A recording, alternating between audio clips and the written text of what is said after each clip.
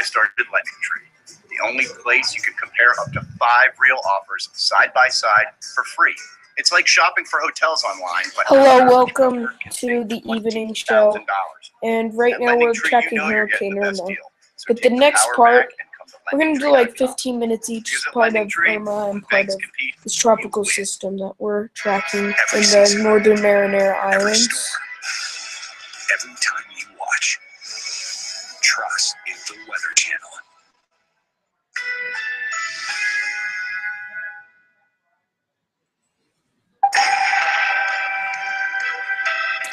Okay, so let's look at this.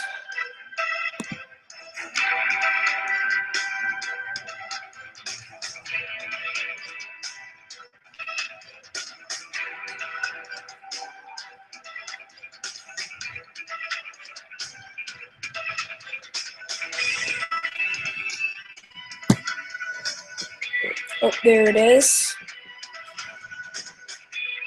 Shoot. Show this up. What's that? No, it's not that bad. I heard that we're gonna have some thunderstorms tomorrow in our area, so yeah. Okay, what the heck is that? It sounds like thunder.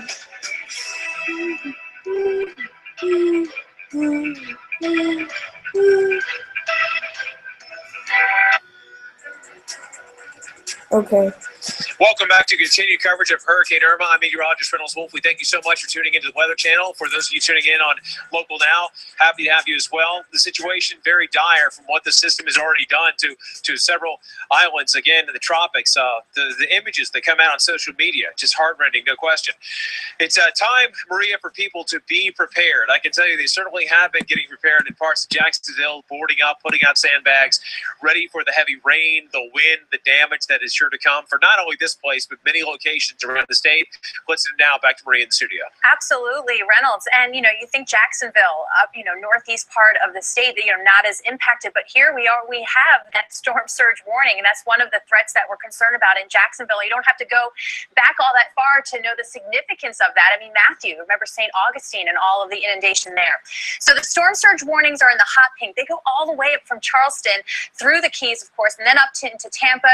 The storm surge watch is in lighter purple for the bend there in the Panhandle, Florida. Not so much that it's maybe we'll see if it happens. That is more of a time period type of thing. But all along those areas, it could be anywhere from 4 feet to as much as 15 feet. And knowing that is a key into preparation. And so Brian Norcross is here with an incredible illustration of just what that amount of water looks like. And Brian, I think a lot of people think and hear, 3-foot storm surge, that's nothing. But for some people, that's water in their house already. Well, 3 feet of storm surge is deadly, is why they put up the storm surge warning, Maria. You're right. And that's what they're concerned about by putting up a warning to get everybody attuned to it. But they have another product, and it's called the potential storm surge flooding. It's not a forecast, but it's guidance for emergency managers so they know how high could the water be in their town they're responsible for, or their county. And this is that map that emergency managers are looking at. And look at the colors here. 9 feet and above is the red, and 6 to 9 feet is the orange, and we're talking about above dry ground. So if you're standing at where the highest the water ever comes any day, and then 6 feet, 9 feet, or higher is how high water we're talking about if we see red here. And look at the red. Look at the red all over. Go on down to the Naples area here, and look at this here. And as we look at Pelican Bay, Naples, there's the Tamiami Trail there. This is well west of the Tamiami Trail. So when they initially came out with evacuations in Naples, they said just this side of the Tamiami Trail, but now east of the Tamiami Trail, that is potentially deep water there because there's going to be this tremendous push of Gulf water. Let's go north a little bit farther on the southwest coast of Florida up to the Fort Myers area. And here you see Captiva Island out here, Fort Myers Beach. Look at the reds. Red is 9 feet or higher above dry ground, not the normal water level higher, above dry ground. It's just unbelievable. This is the Caloosahatchee River here. There's the town of Fort Myers there. The water pushes way up the river So way back into the eastern parts of Fort Myers, they have storm surge threats. All right, let's go to Tampa Bay.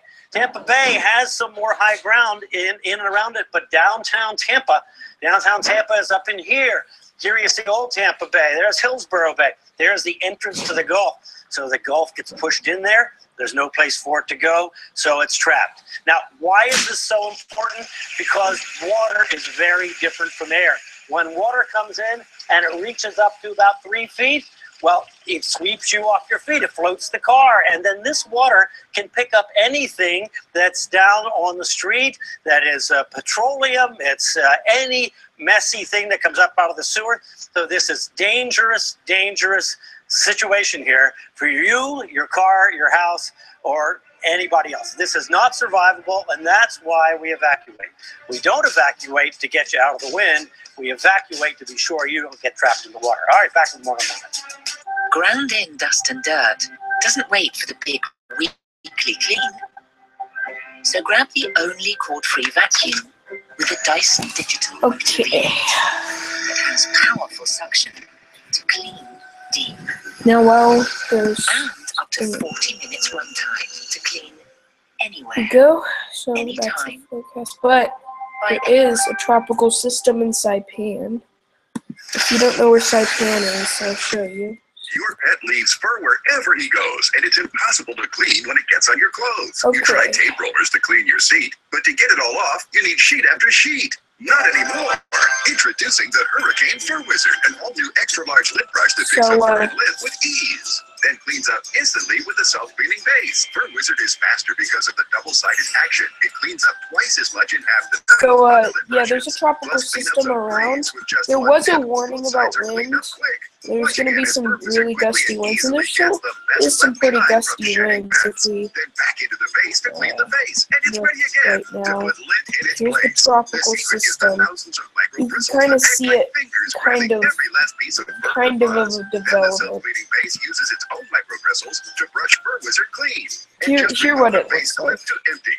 So now you can pick up what you Some can't sort see of from a pillow filled with tropical fur, system, or sweep your furry friend's mess kind from of your just blankets moving and away. sheets. Even clean up the bed where you're supposed to sleep. Not very, Regular very lint brushes heavy are hard winds, to clean, but with just a heavy dip, rain, Fur but Wizard cleans up quick. it's still So pretty clean the bad, lint and off your so pants with ease. that's Even why we tidying need to up your warn car it to seats you. becomes a breeze. Let's look at Heavy vacuums are such a nuisance, but Fur Wizard's quick for so many uses. Look, a tape roller needs so many sheets to clean this sofa, while just a few Saipan swipes of Beach. Fur Wizard easily cleans the entire surface. No Here we go. refills are It's ever morning needed. right now. Stop waiting to buy the home of your dreams. You can buy a home with as little as a 1% down payment. With Rocket Mortgage by Quicken Loans, you can find out in minutes if you're qualified for a low down payment home loan. Plus, with Rocket Mortgage, you avoid the hassle of paperwork and no tracking down. Here.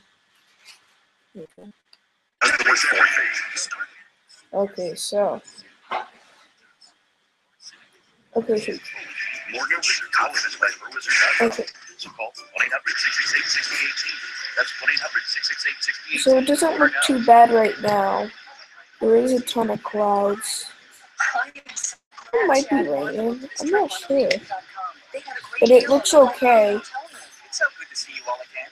Yeah, we saved so much for Legion. We could really get away our way. We did too. Yeah, it does sound like it's raining right now. Where are you staying tonight? We flew another airline. We were a budget. So I guess it's not for us. Oh. Listen to your wallet and get away your way now at Allegiant.com. I love kiwi. I've always pretty had that issue. strong winds right now.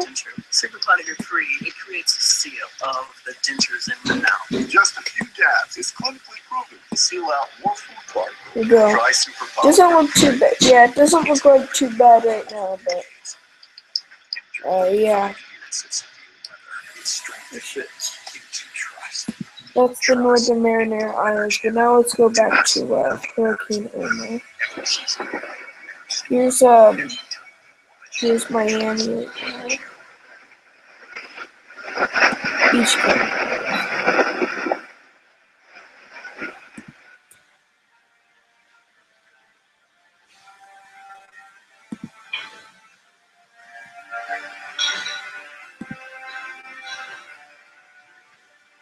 It's now free night. Okay. For reference. This is meteorologist Mike Seidel on the water in Miami, and we're watching yet another squall come in. These are going to be coming in more frequently through this evening, and then tonight and Sunday we get the full brunt of the hurricane. The worst of the wind is going to be over on the west coast because it is tracked farther west, and now it's going to track up, and then eventually into the west coast. Look at the visibility. It's starting to drop. We can still see the towers, the condos, and hotels over Miami Beach. But we've got another squall coming in. If you take a look at the radar, we had a marine warning off the coast. That expired at the bottom of the hour at 30 after. So that's out of the way. But as these cells come in from here up into Broward County, look out for the potential for additional tornado warnings. We've had two already, one over on the southwest coast in Collier County, and we had one out around Sunrise that expired at 5:15 out in north central Broward. So the wind is still rolling in here. Look at the waves rolling in the Whitecaps here. This is Brickell Key here, and we hope that just about everybody, if not everybody, has gotten out of these high rises. No, the wind is not going to blow these down. They're rated up to at least 135 miles an hour. We're not going to get that kind of wind here. But the concern is glass blowing around and things just getting blown into the air, and then you got the flying projectiles through the financial district here in downtown Miami. There aren't many people down here, I can tell you that. At the hotel, we have folks that live literally right across the street, and they checked into the hotel because they were concerned about glass breaking. So we're going to watch these squalls come in, and even though you're not in the cone anymore here in Miami and Fort Lauderdale up through the Palm Beaches, that doesn't mean we're not going to get a nasty impact and hit from Hurricane Irma. That just means the center is not going to come right over us. It's going to stay to our west. That's simply why we are not in the cone here in Miami-Dade, Broward, and Palm Beach counties. That's the only reason. That doesn't mean the storm is going to be any less. Sure, the catastrophic highest potent winds will be on the west coast, but here, Brian Norcross, we're still going to get, at minimum, hurricane-force wind gusts, damage, power outages, and the surge here expected at 4 to 6 feet. Brian? Mike, the last time Category 1 winds came through Miami was Hurricane Wilma, and there was a lot of damage right there by you on Brickell, where there was a failure in one building, which the debris smashed into the next one, which created more debris to smash into the next one. And let's see if they fixed it. The vaunted Miami, South Florida building code is getting its test here. Its first test of all those incredible high-rises all built there. They're supposed to withstand this. They're supposed to do 5. And we're going to see. All right, this we have not shown you, do 5. And we're going to see. All right, this we have not shown you, and this is updated from 5 o'clock, and look at this. The entire panhandle of the state of Florida is under a hurricane warning, including Tallahassee. It's unbelievable. It's never, I'm sure it's never happened before. I didn't look it up, but I'm just absolutely sure that has never, ever happened before, that the entire state of Florida needs to be aware that there is a threat impending of a hurricane affecting where they are. And farther north, we have tropical storm watches, and we have tropical storm warnings in this area here up into Georgia and South Carolina. And this is all going to expand. It's only because we're more than 48 hours away from affecting a much bigger area. This is a giant, giant system. It's not the kind of thing that we are all used to. We thought that Harvey was big. This is so much bigger. This is just an incredible thing. So here is the odds. Why is the hurricane warning up? Well, these are the tropical storm force winds, and some of these areas will gust to hurricane force. And look at it. It's a right peg. The needle is pegged here. 90% of the entire peninsula of Florida, a little tiny bit less right on the East Coast, but still we have to think of hurricane force winds are likely at least in gusts. And in terms of the sustained hurricane force winds and the most intense hurricane force winds, there is the corridor. Runs right up the west coast from southwest Florida on up to Tampa Bay. And as we go forward in time, this will increase to the north. The odds will increase, I think, going up very close to the Georgia line. Now, as we get farther north, the storm is going to weaken, and so it won't be as strong, but it will get bigger as it goes on up the coast. And that's just going to make the power outage problem some kind of epic phenomenon, we think. Here's what a model says. It looks at the wind speeds, it looks at the soil moisture, it looks at all kinds of things, and it calculates, look at the area expected to have widespread power outages. That doesn't mean everybody's power is going to be out. That just means a lot of power is going to be out. And how are they going to have enough trucks and people to put that back on. It's a daunting thing, and even possible all the way up into Kentucky and Virginia. I mean, this is just a monstrous thing. All right, here's the latest advisory: 125-mile-an-hour winds. There you see the pressure is 933. So the pressure has come down just a little bit. Now, whether it's wobbling, I'm going to look at it close up in a second, but whether the pressure is wobbling or whether the storm is wobbling, or we're seeing a move away from No, I actually have yet. a lowering pressure, and we're going to see the winds come up. That's the expectation, but we can't really say if that's indeed happening yet. You can